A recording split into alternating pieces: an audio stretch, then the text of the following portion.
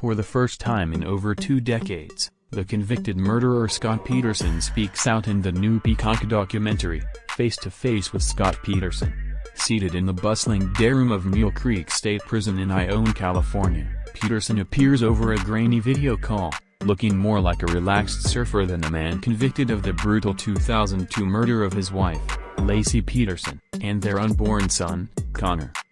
With his long, tousled hair, sometimes tied back in a ponytail, and a calm, friendly demeanor, Peterson's appearance is far from what one might expect, as described in this week's People cover story. However, the mood shifts when he addresses the grave mistake he made a month before the murders, starting an extramarital affair with Amber Frey, a massage therapist from Fresno, California. "It's horrible," he admits. "I was a complete jerk to be having sex outside our marriage." Speaking on camera for the first time since his arrest 21 years ago, Scott Peterson isn't just addressing his infidelity. In Face to Face with Scott Peterson, a new 3-part docuseries debuting on Peacock on August 20th, the former fertilizer salesman from Modesto, California, now serving a life sentence without the possibility of parole, continues to deny any involvement in the disappearance and murder of Laci and their unborn child. Peterson also appeals to the public, urging them to hear his side of the story regarding what he calls the so-called investigation conducted by law enforcement and prosecutors, who he claims disregarded crucial leads and relied heavily on circumstantial evidence to secure his conviction for double murder in his 2004 trial. "I regret not testifying at my trial," Peterson says.